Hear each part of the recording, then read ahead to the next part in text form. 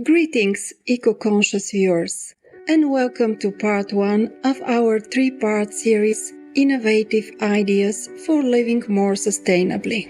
Beloved Mahatma Gandhi ji, often referred to as the father of India, once said, "The world has enough for everyone's needs, but not everyone's greed." His wise words are particularly relevant today. Our must-have, must-buy economy is eating up the planet's resources like never before. Our unsustainable lifestyles are causing widespread deforestation, immense plastic pollution, soil degradation, the mass extinction of wildlife, and much more.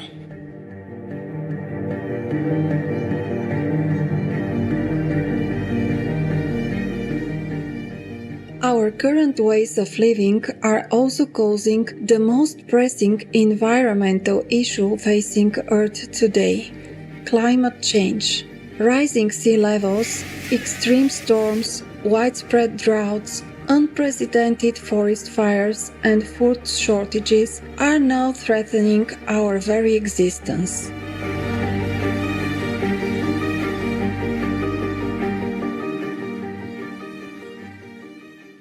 Many people are growing increasingly alarmed about Earth's rapidly deteriorating environmental condition and are looking for ways to live more sustainably. What do we mean by sustainable living? Sustainable living means choosing a lifestyle that conserves and protects the Earth's natural resources while also preserving our personal resources. What are some ways we can live more sustainably? On today's program, we'll look at one important way to protect our Earth: reducing trash production. In 2015, the US generated more than 262 million tons of trash, including nearly 35 million tons of plastics. The plastic waste alone could fill about 2.7 million garbage trucks. In fact, the average US citizen creates 2 kilograms of trash per day. However, most people never think twice about it. Once it's thrown into the garbage can, it's out of sight, out of mind. Mr. Rob Greenfield, a youth adventurer, environmental activist, and humanitarian, decided to clearly illustrate the impact of our throwaway society. To do so, Rob lived the life of a typical US resident for 30 days. But instead of discarding the garbage he created, he wore it.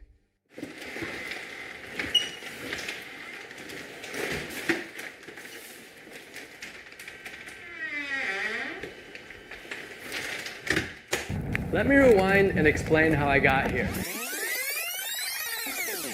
My name is Rob Greenfield, and I'm an adventurer and an activist. You have a minute to talk about trash? Do you know where your trash goes, by chance? Do you know where your trash goes? Normally, I live a near-zero waste life.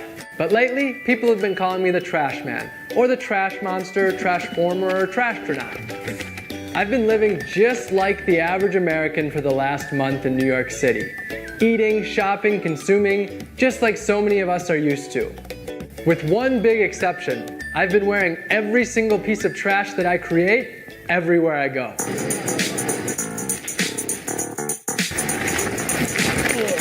Wow, if one person can generate this much trash in a month, think of the impact of billions of people. So what are some of the best ways to reduce waste? Fortunately, substantial information is available on this topic. Many people have started living zero-waste lives and are posting informative videos or blogs about how they have reached this goal. By searching the internet for zero waste or minimal living or sustainable living, we can find many tips on how to reduce waste, protect the planet, and also save precious time and money.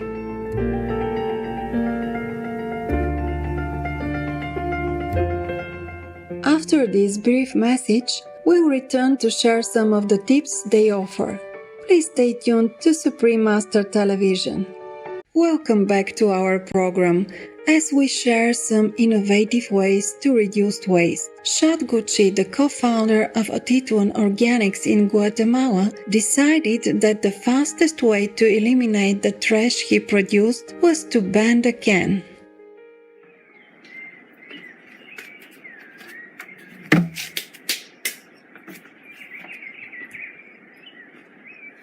Hi, I'm Shad, and 1 year ago, I banned the can. The reason I did this is because the trash can is an enabler that allows me to make my trash someone else's problem. Trash does not just disappear, but the trash can allows us to consume as if it does. Today, no trash leaves our land, and we are forced to find creative ways to deal with our waste. Shad eliminated trash by refusing all single-use items, recycling what he could, reusing what he already owned, repairing items instead of throwing them out, and reducing his purchases.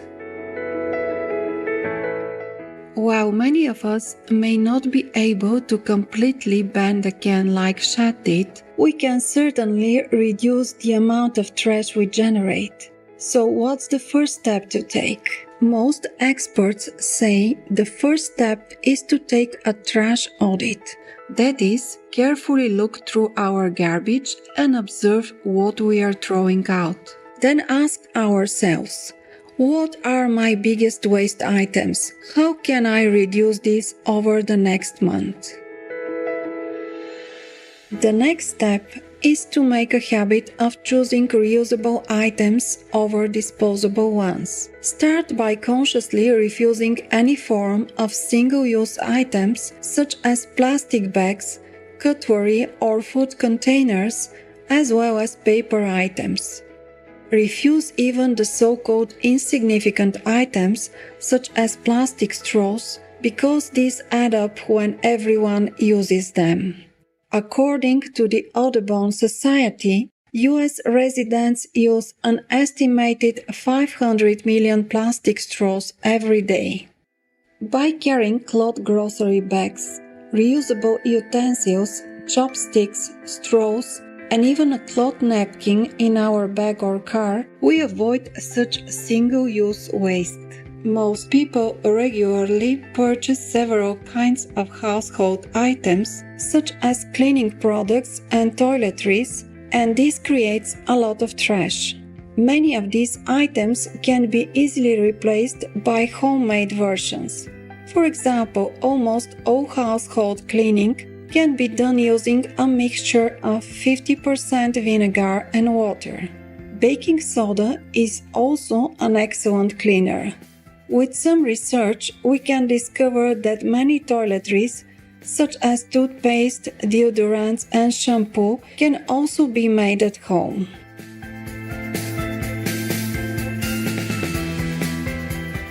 To significantly reduce our environmental footprint, we could even join a sustainable community where resources are shared.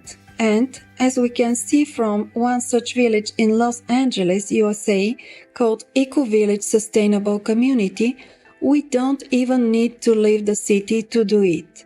Let's watch a brief video about this innovative sustainable community in Los Angeles, courtesy of Rob Greenfield.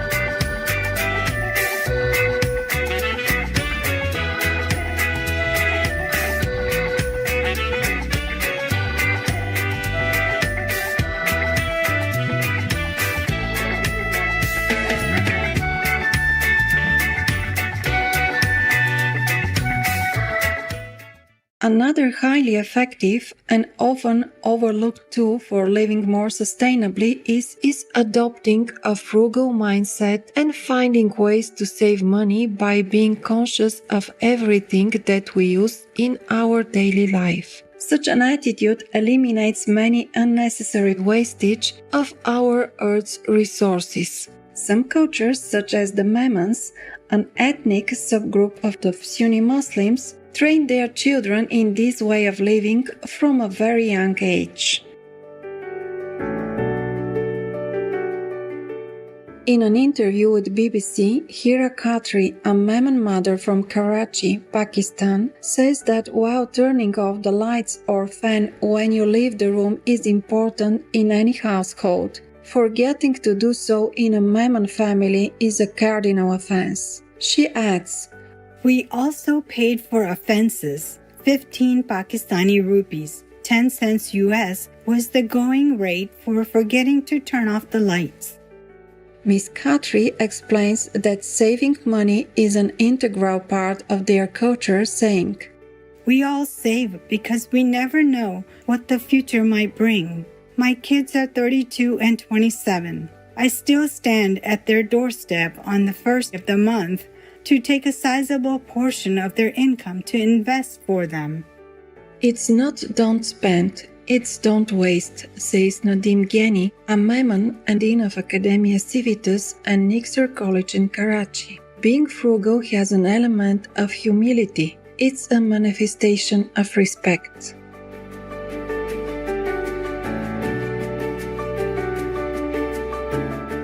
During a lecture held in Auckland, New Zealand, our beloved Supreme Master Ching Hai said, "When you save $1, it's just like you earn one more dollar. Thus, you want less unnecessary things." It's like how to save money to become richer. Not because you earn more money, not necessarily, but you save more. You want less, the unnecessary thing, and then you save more money. So when you save $1, just like you earn one more dollar, you understand this? And it's even better than earning $1 more. Because when you save $1, you don't need to go to work for that. You just cut out some unnecessary things. Precious viewers, thank you for your company today.